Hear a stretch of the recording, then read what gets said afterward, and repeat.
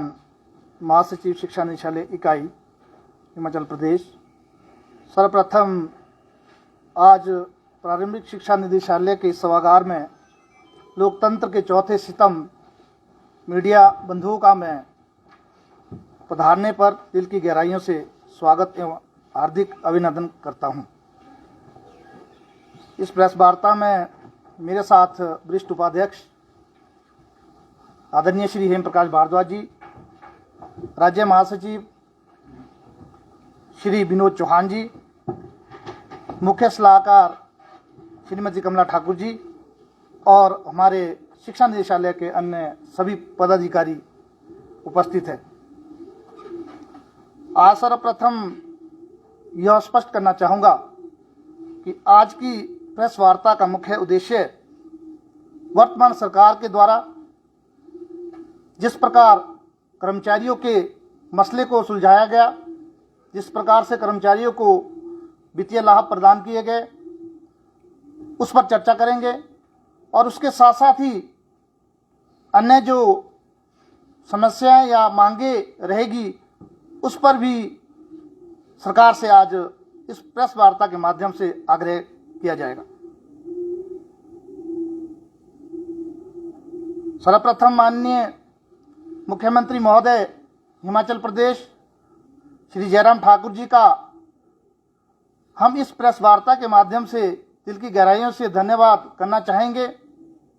जिस प्रकार से उन्होंने कर्मचारियों के लिए एक जेसीसी का आयोजन किया और उस जेसीसी के अंदर बहुत सारी समस्याओं का समाधान हुआ और जिन समस्याओं का समाधान हुआ उसमें कुछ समस्याएं ऐसी थी जो जब से लेकर प्रदेश में संगठन अस्तित्व में आए प्रथम बार वो समस्याएं हल हुई है और उसमें मुख्यतः मैं क्रमवार चर्चा करना चाहूँगा।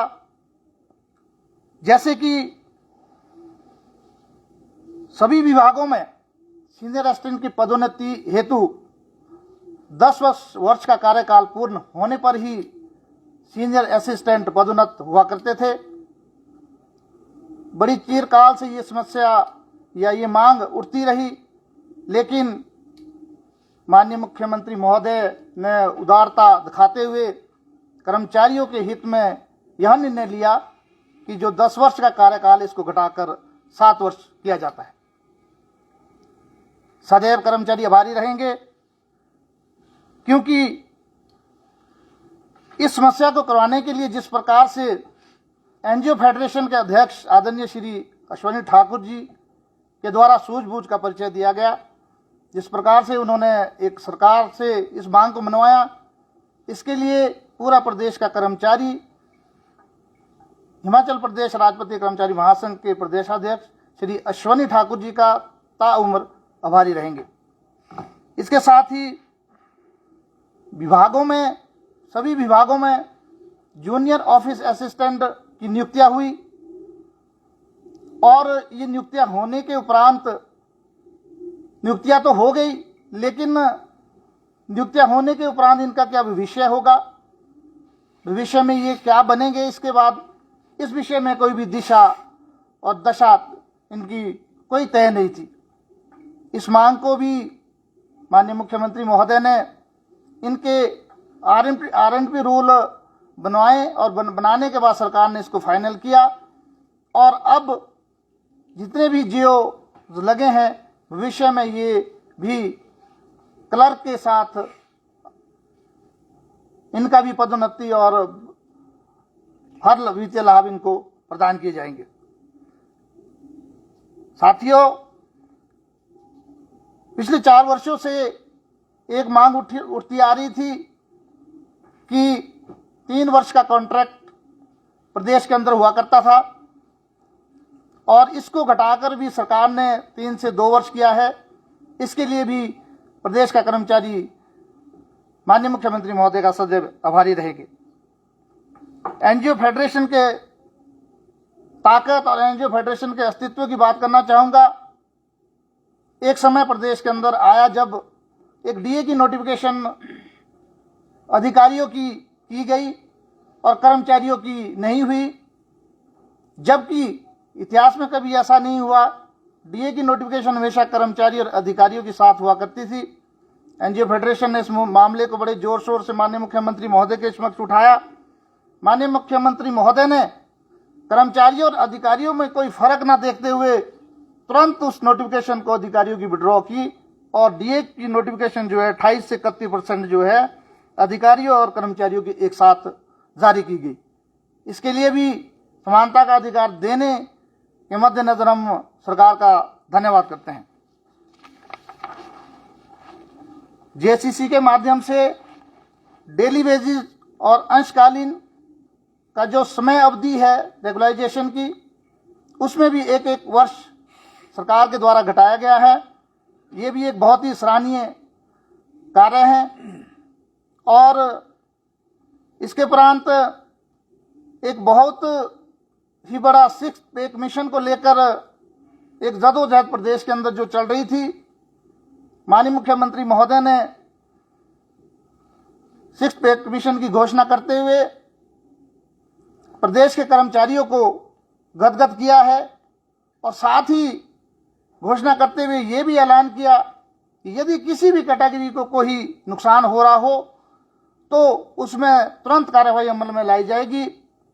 जहां जहां जिस कैटेगरी को फायदा नहीं हो रहा था, हिमाचल प्रदेश राजपत्रित कर्मचारी महासंघ के बैनर तले अश्विनी ठाकुर जी के नेतृत्व में सरकार के समक्ष वो समस्या रखी गई और उसका तुरंत निराकरण सरकार के द्वारा किया गया।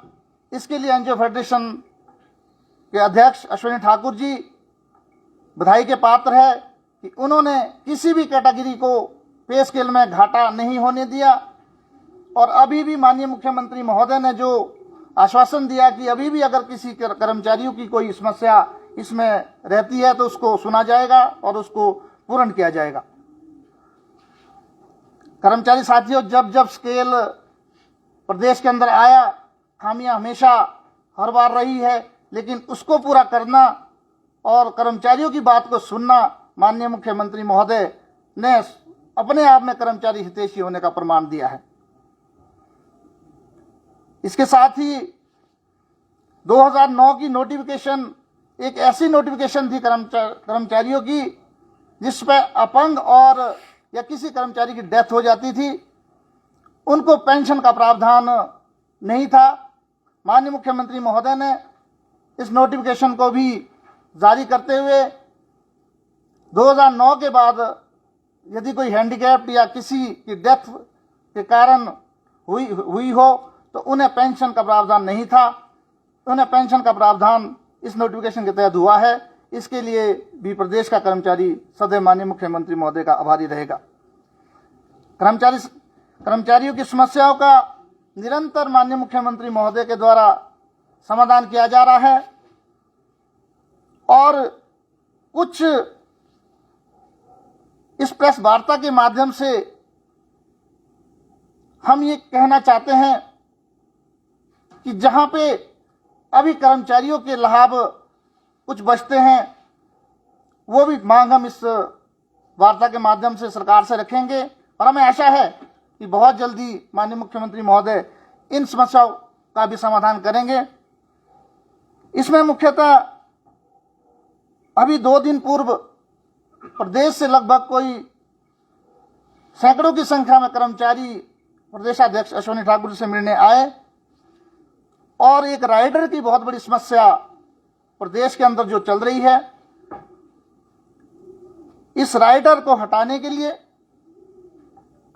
एनजीओ फेडरेशन प्रयासरत हैं और हम सभी कर्मचारियों को आश्वस्त करते हैं कि हिमाचल प्रदेश राजपत्रित कर्मचारी के बैनर तले इस मांग को भी माननीय मुख्यमंत्री महोदय के द्वारा अवश्य पूर्ण किया जाएगा। ऐसा मैं प्रदेश के कर्मचारियों को आश्वस्त करना चाहूंगा। इसके अतिरिक्त आउटसोर्स एक विभागों में एक ऐसे कर्मचारी हैं जिनको लगभग 10 से 15 वर्ष का कार्यकाल विभागों में कार्य करते हुए हो गया है, लेकिन आउटसोर्स कर्मचारियों के लिए कोई भी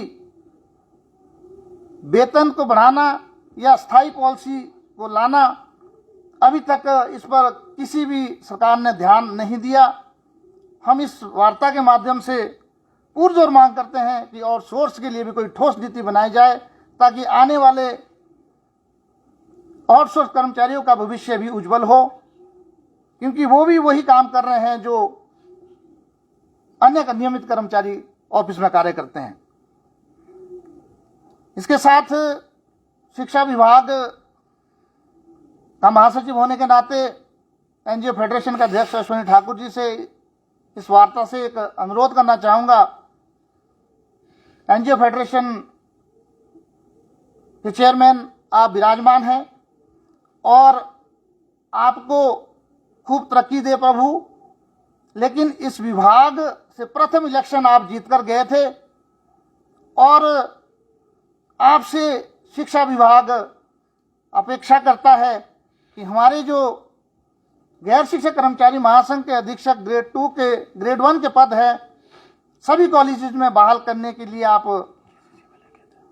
जेसीसी में लेके गए थे और उसको आप पूर्ण करवाएंगे। और इस मांग को भी मैं इस प्रेस वार्ता के माध्यम से कहना चाहूंगा।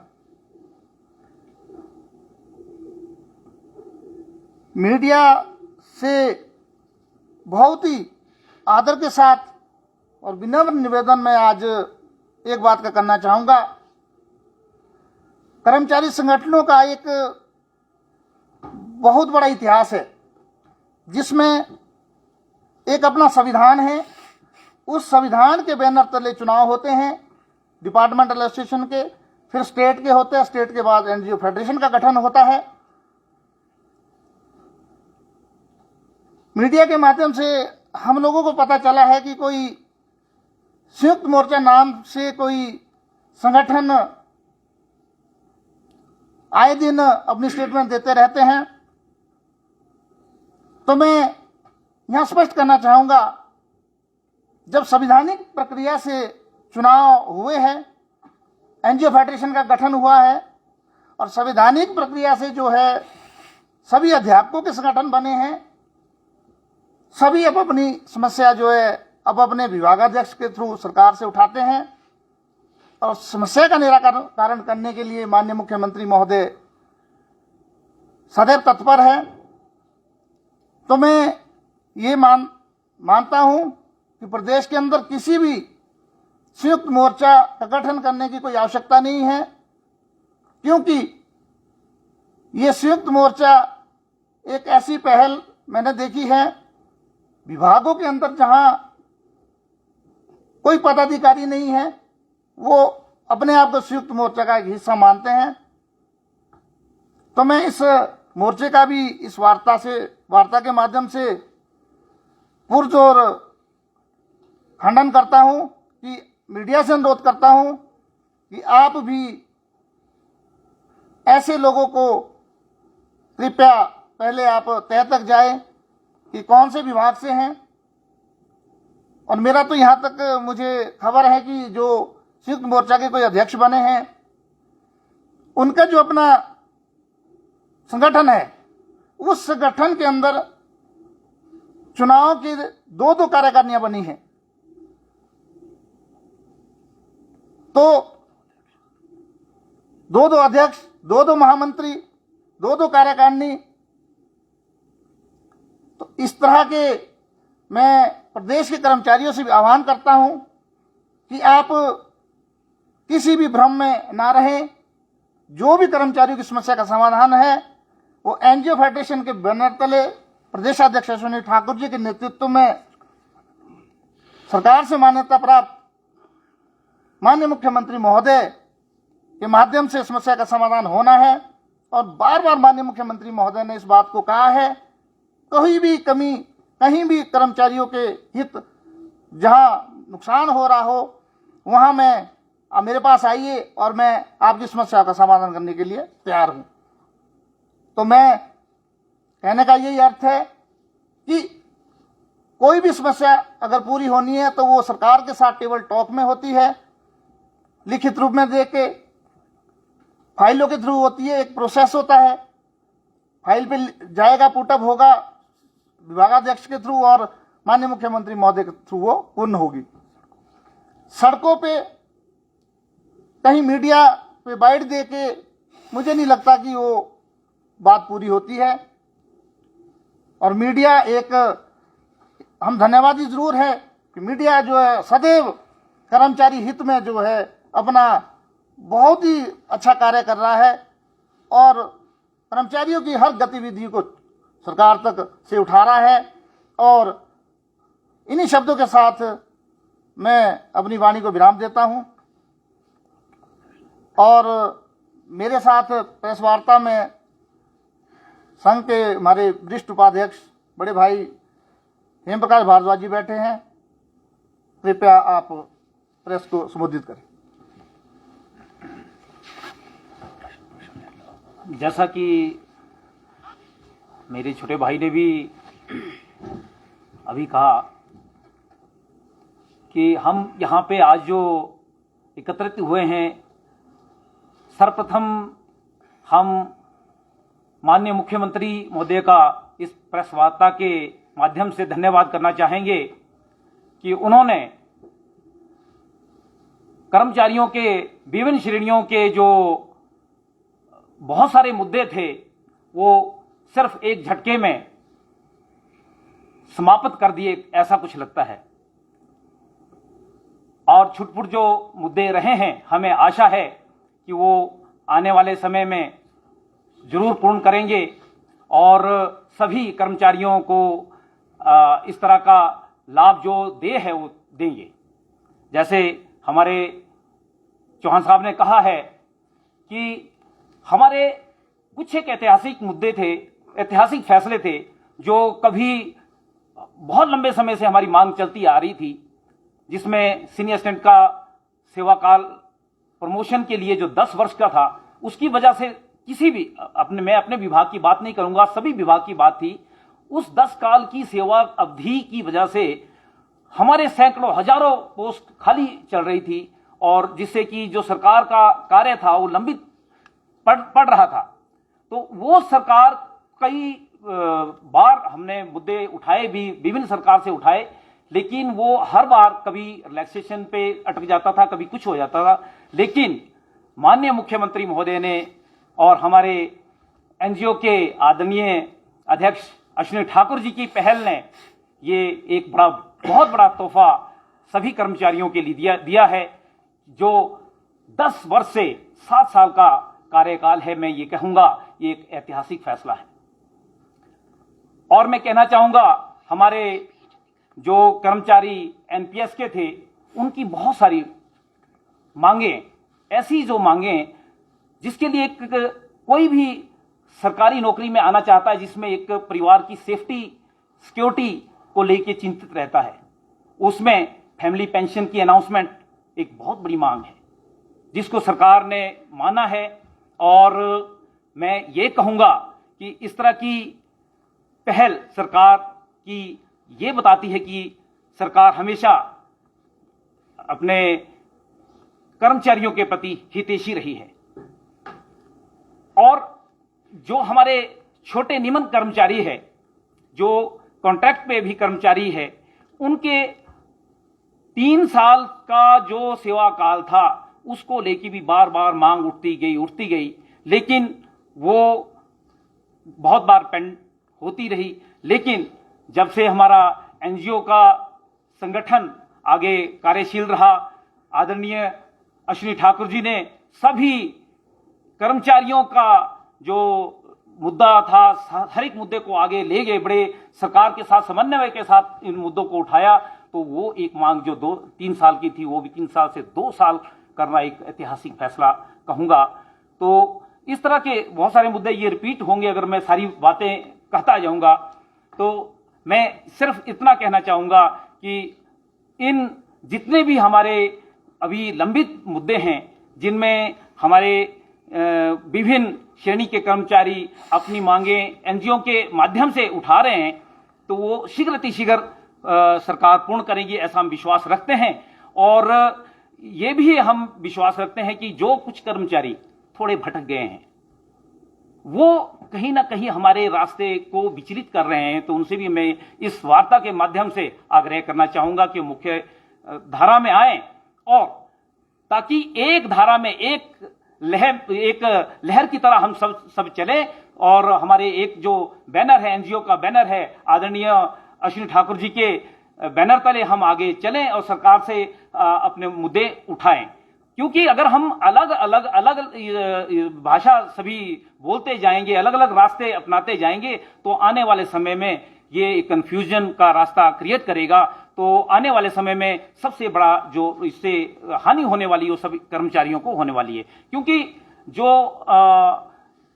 अपने आप संवैधानिक रूप से बन के ना आए हो, वो कुछ इस तरह का रास्ता अपनाते हैं।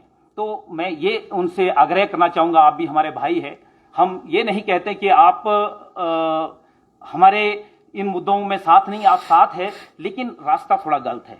आप उन रास्तों में आए जो रास्ता बना है, संवैधानिक रूप से जो एक रास्ता बना है, उन रास्तों को अपनाएं। और जो हमारा एक एनजीओ का बैनर है, उस बैनर के तले आके आप अपनी मांगों को एक जो मुख्य धारा के माध्यम से सॉल्व करने की हम सभी कोशिश करेंगे, ऐसी हम सभी का विचार है।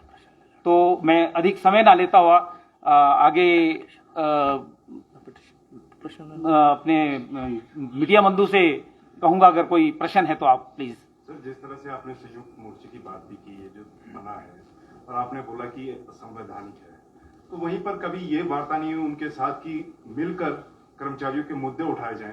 क्योंकि मुद्दे तो एक हैं, बात की जाए चाहे फेडरेशन की चाहे संयुक्त मोर्चे की, कर्मचारी हितैषी मुद्दों की बात कर रहे हैं, तो एक मंच पे ये मुद्दे क्यों नहीं उठाए जा रहे हैं, और ये अलग अलग होने का क्या कारण? इसी में मैं ऐड करना चाहूंगी कि जरूरत क्या पड़ रही है, जो संयुक्त मोर्चा की आप बात कर रहे हैं। उसके अलावा आप ये कह रहे हैं कि आपके ये जो मुद्दे हैं वो भटकाने की कोशिश कर रहे हैं कर्मचारियों को। इसमें मैं बोलूंगी, वो कौन है, तुम ये जरूर जानते। देखिए, उनको चाहिए पब्लिसिटी। जो संयुक्त मोर्चा की बात कर रहे हैं ना, उनको चाहिए पब्लिसिटी। जैसे मुझे अभी इन्होंने बताया कि वो इस तरह के वार्तालाप करके वो लोगों को अपनी तरफ आकर्षित करना चाहते, क्योंकि वो उनका कोई वजूद नहीं है।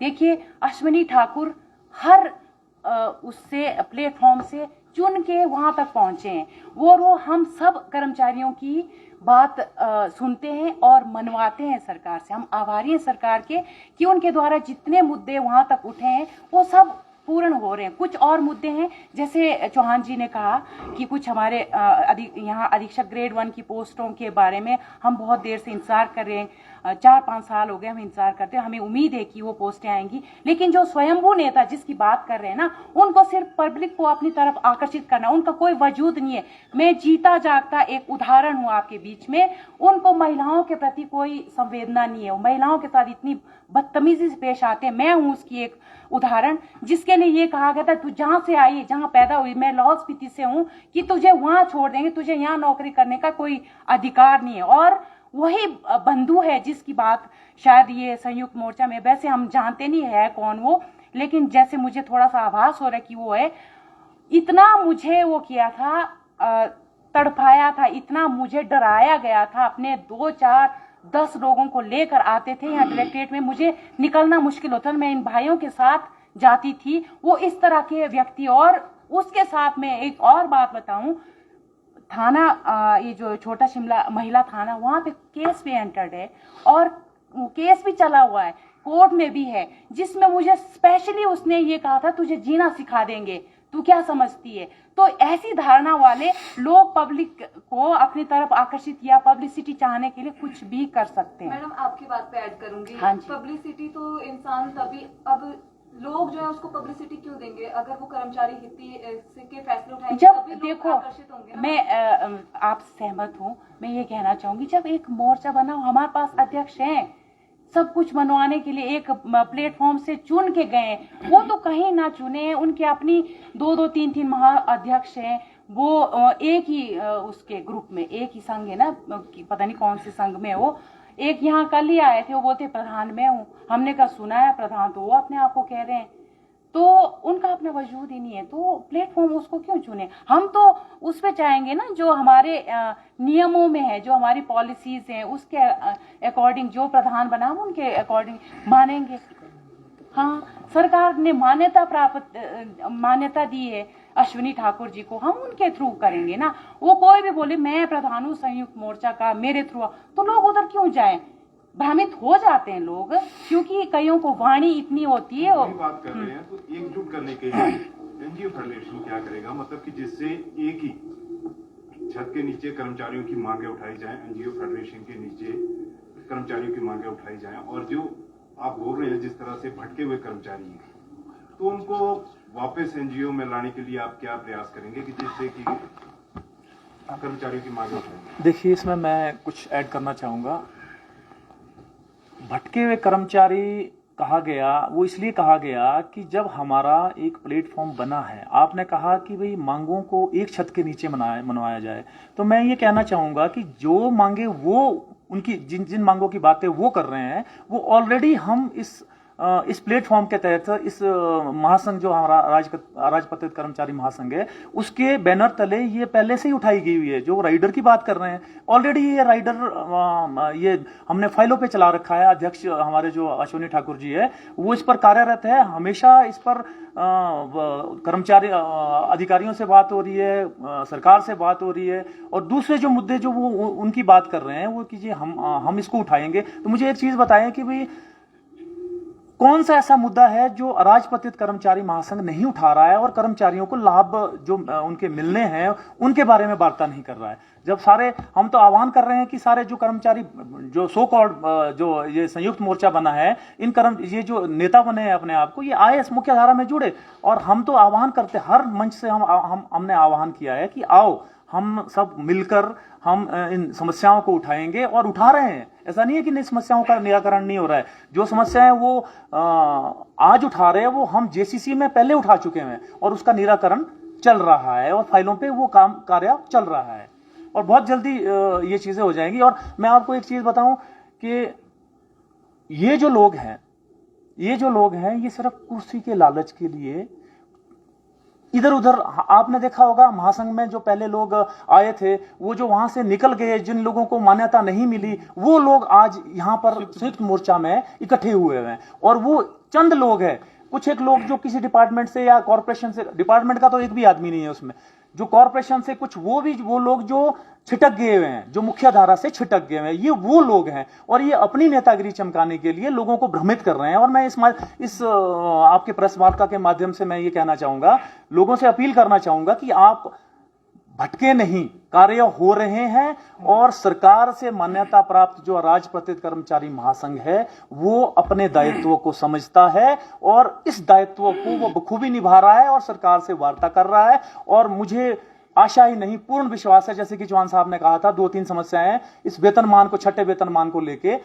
एक राइडर की समस्या है, बहुत बड़ा एक राइडर की समस्या है, और वो बहुत जल्दी हमें सरकार की तरफ से भी आश्वासन मिला है, और अध्यक्ष जी ने, जो हमारे राजपत्रित कर्मचारी महासंघ के अध्यक्ष श्री अश्विनी ठाकुर जी है, उन्होंने अभी 2 दिन पहले कोई 600-700 लोगों का जो मजमूम यहाँ इकट्ठा हुआ था एनजीओ भवन में, उनको आश्वासन दिया है कि इस पर वार्ता हो रही है, और जल्दी हम इसका तोहफा हमारे कर्मचारियों को देंगे। तो इसलिए मैं कर्मचारियों को आश्वस्त करना चाहता हूं कि इधर उधर ना भटके।